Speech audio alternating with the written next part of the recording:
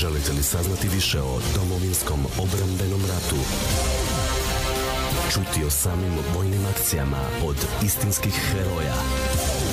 Upoznati se sa braniteljima koji su i nakon rata ostali pobjednici? Naši dečki. Emisija o herojima Domovinskog rata. Nekad i danas. Dragi prijatelji Radija Trsat, hrvatski branitelji i svi vi slušatelji koji ste s nama na 87.6 MHz, dobrodošli u emisiju Naši dečki, emisiju koja govori o Domovinskom ratu i hrvatskim braniteljima. S druge strane imamo jednog hrvatskog branitelja, heroja Domovinskog obrambenog rata, pa prvo što ću činiti, pozdravit ću gospodina Vilima Karlovića. Vilime, dobrodošli u eter Radija Trsat.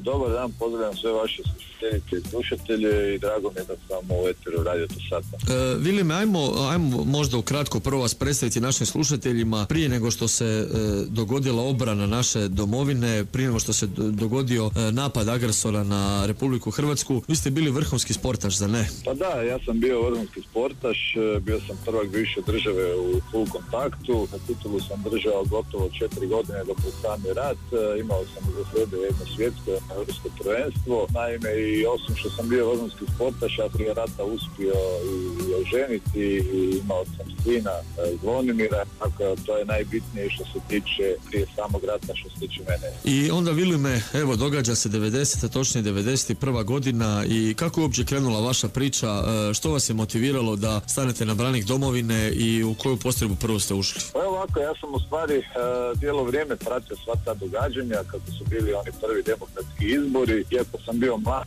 dosta sam bio uključen u sva ta zbivanja. Međutim, jedan događaj mi je prelomio kada sam odlučio jednostavno da moram otići rat. To je bilo 1.8. kada je bio onaj egzodus iz Italija. Gledao sam na televiziji naše ljude kako bježe na onaj tegljač riječni i tad sam odlučio da više se ne treba čekati, da je došlo vrijeme, da je rad počeo i evo, to je nekako bio trenutak kad sam ja odlučio i javio sam se u Rakitje u prvu brigadu Tigrovi i tako je krenuo moj vojni put i rat. Vi ste bili vukovarski branitelj, možete li Vilime možda ukratko, evo kako je išla ta priča, kad ste došli u Vukovar i kako je prošlo to vrijeme dok ste ga branili? Pa ovako, ja sam u Vukovar sa svojom skupinom od nas, znači 19, ušao 1.10. do 4 ujutro. Bili smo sigurno zadnja skupina koja je ušla u Vukovar. Naime, mi smo imali priliku otići na Petrinjsko ratište ili na Hrvada, zatražili smo naših zapovjedništva da odemo u Vukovarsko ratište i evo, znači ušli smo u grad. A kad smo došli u gradu, stvari, to je nama bilo nevjerojatno. Mi smo imali za sebe nekakva 2 manja terena na Banovini i ono sve što smo vidjeli u Vukovaru bilo nam je šokantno, s obzirom da smo više manje bili sve gradski dečki iz Zagreba, ajmo reći više od pola ljudi je bilo iz Zagreba i ta slika Vukovara, pogotovo 1.10. kad su ljudi već gotovo 2 mjeseca ratovali u tom gradu, bilo je tamo jednostavno sve već bilo srušeno, nije bilo drveća, ljudi na cesti nije bilo i tako, ono jedna šokantna slika. Međutim, nismo imali puno vremena za doživljaje grada jer svaki dan smo odlazili na intervencije, s obzirom da smo prvih 3 tjedna bili jedna interventna skupina koja je bila stacionirana na Vukovarskom silosu i odatle bi odlazili na razna žarišta u Vukovaru, a bilo ih je jako puno u tom vrijeme. Nakon što je Vukovar pao, odnosno okupiran, Vilime, vi ste bili zarobljeni, preživjeli ste tu i strijeljanja po Ovčaru, što se dogodilo, velepromet? Pa da, moj put je u stvari zaista čudesan i uvijek ga je teško ispričati riječima, na neki način sam zbog toga i morao knjigu napisati. Velim, nakon teške borbi koje smo vodili u Vukovaru, pogotovo na Prvomajsku gdje smo se praktički prsa u prsa borili skoro mjesec dana sa neprijateljem, imao sam i drugu priču, znači to je moje preživljavanje kada sam donio odluku da neću otići u proboj, da ću sa svojim dečkima u Vukovarskoj bolnici čekati predaju. Ja sam bio jedini koji je ostao netaknut i neranjen od svoje skupine, bilo je 8 mojih dečki u bolnici i odlučio sam s njima čekati, znači predaju u bolnici. Sad dolazi ta priča koja je dosta konfuzna, koju je dosta teško razumjeti, međutim u kratkim crtama mi smo iz Vukovarske bolnice 20. studenog odveženi u Vukovarsku vojarnu. Ja volim često upotrebljavati baš izraz kasarna, zato jer to je baš ona potpuna asocijacija na to vrijeme i na događaje i to je u tom objektu, jeli. Tu su počela prva izvođenja, biranja ljudi, a bitno je reći da su to sve koordinirali i vojska, JNA, njihovi dezertiri, domaći teritorijalci, dobrovoljci, tako da i četnici, tako da su u Vukovarskoj kasarni već počele prve torture, izvođenja. Posle je došlo sa 5 autobusa, onda je došao još jedan 6. autobus gdje su oni ljude izdvajali, prije toga bi ih dobro prebili. Bilo je ljudi koji su izvođeni iz autobusa, odvedeni iza hangara, gdje su opet čuli vriskovi, vrištanja, putnjeva.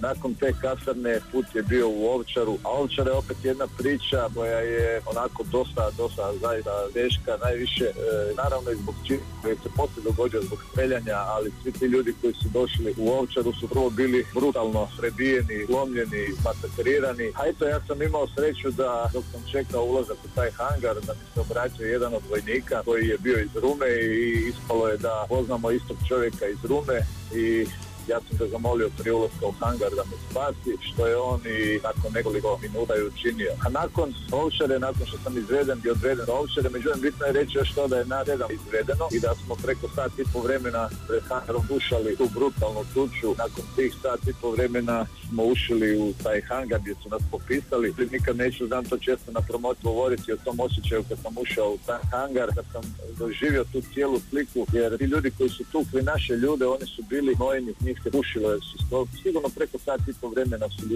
ljude tukli batinama, toljagama, lopatama, tako da umiješao se onaj miris njihovog gnoja, a onda druga slika je bio pogled prema tim našim ljudima izmasakriranim. Onda taj osjećaj u meni se budio i srama i što sam uopće ja takav kakav jesam, mene nitko nije, nešto sam malo udaraca dobio na ulaz u taj hangar, ali praktički nisam bio trznut, gledao sam te ljude koji su bili pravično pretučeni, onda jedno sam čekao da izađem iz tog hangara. Evo velim, to je taj osjećaj te Ovčare neću nikad zaboraviti najviše kad sam ušao, a još jedna stvar ima koju neću nikad zaboraviti u životu, to su bili vriskovi odraslih ljudi koje nisam nikada imao prije prilike čuti, jer čovjek je nekako prirodnije da čuje dijete kako plače, pa i žene recimo se mogu čuti da plaću, ali vriskove i odlikanje i zapomaganje i plać odraslih ljudi, to nisam nikada imao prilike niti čuti, niti sam to ikada poslučio, tako da to su nekakve slike što se tiče Ovčare. Mislim, ja vam sad mogu nastaviti pričati svoj daljnji put. Naši dečki.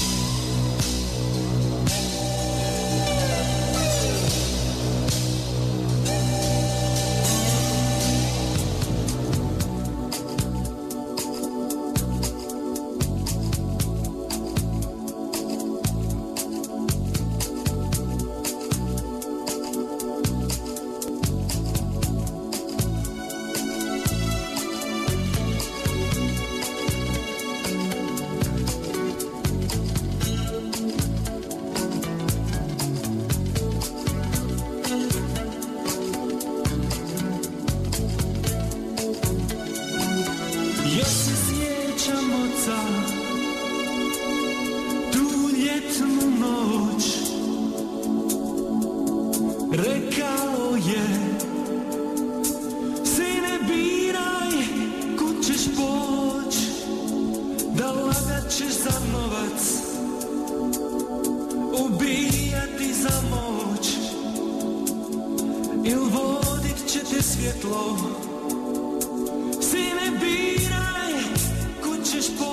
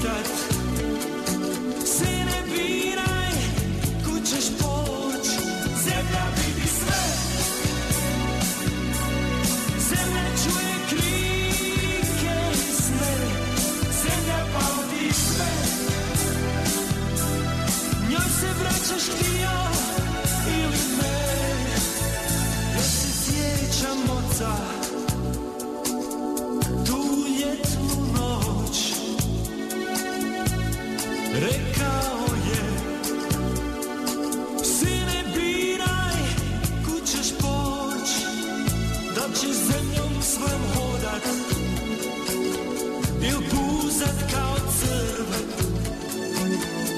To nikog nećeš pitat, to reći će ti krv. Zemlja vidi sve, zemlja čuje krike i sne, zemlja pamti sve,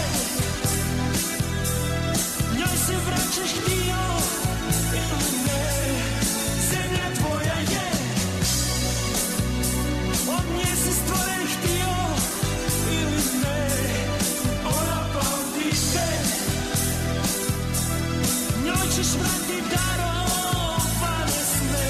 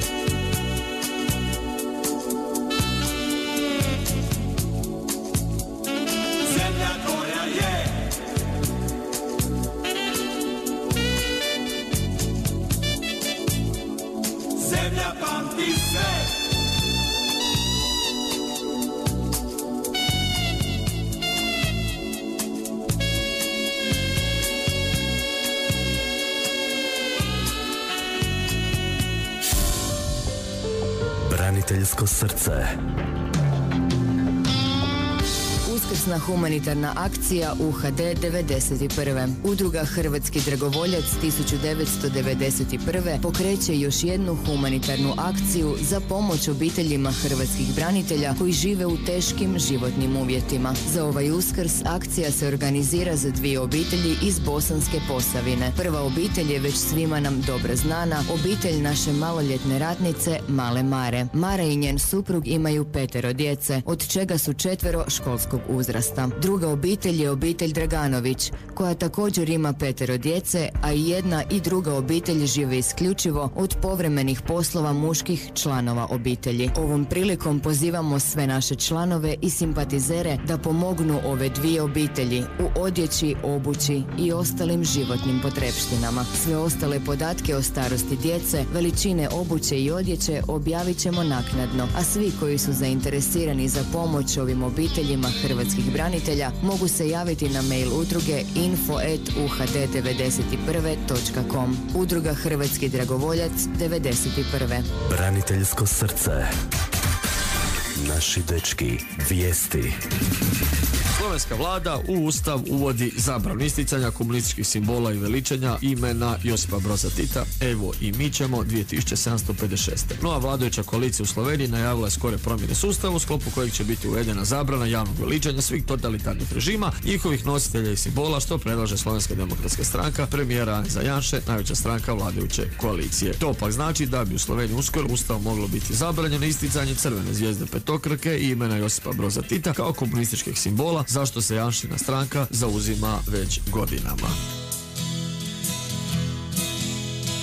Ptico moja mladih krila, visoko mi letiš ti, mene zove domovina, slobodna ćeš ostati. Ne bojim se ja umrijeti, za slobodu i za dom, već se bojim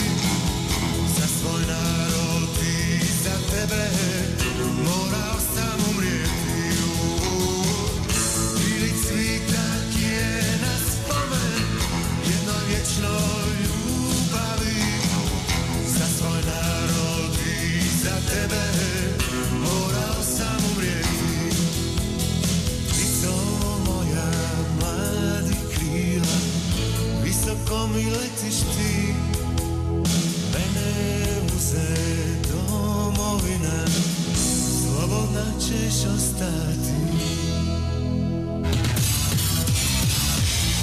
Domovinski rat, radio kalendar.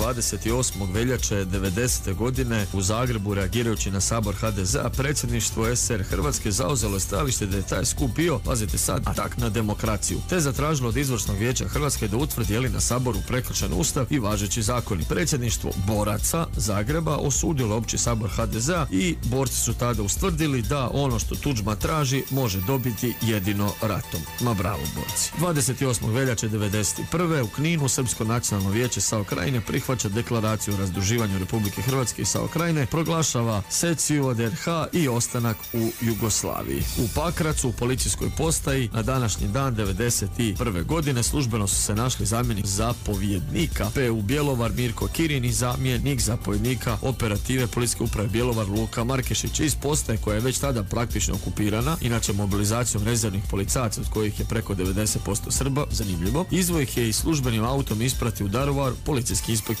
Boško Culić. Cijeli taj dan okupljali su se u središtu Pakrac ispred sjedišta SDSS-a gdje su izvješene dvije zastave SDSS-a i Republike Srbije. Civilne osobe nose dugo oružje. U Zadru po gradu se šire informacija o postojanju specijalne postrojbe PU Zadar koja je stacionirana na Bokancu i Boriku i koja je potpuno lojalna Republici Hrvatskoj. 28. veljače 92. u Karlovcu sve učestalije provokacije neprijatelja na Karlovačkoj bojišnici. Kod Gazibara čamce pokušali prijeći Koranu, Hrvatska vojska ih spriječila u toj nakani, a u Rijeci je pokrenuta istraga protiv 40 osoba za koje se sumnja da su sudjelovale u genocidu Saborskom. 92. na današnji dan u Baniji podneseno je 1056 prijava za zločine protiv Republike Hrvatske na Baniji. U Zagrebu monsignor Giulio Einaudi, naslovni nadbiskup Magne, imenovan je apostolskim nuncijem u Hrvatskoj. 93. na današnji dan u Šibeniku na grad ispaljeni raketni projektili tipa Orkan, jedna osoba je teže ranjena, a više je lakše ranjeno. Na današnji dan 94. u Banja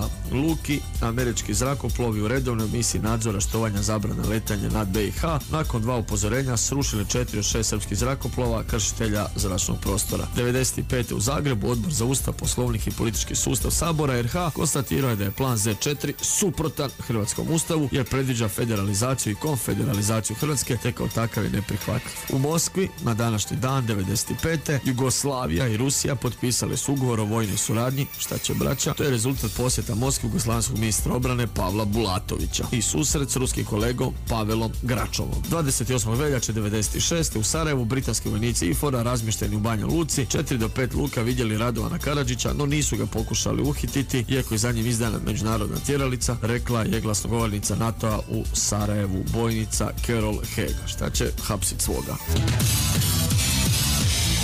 Domovinski rat, radio kalendar.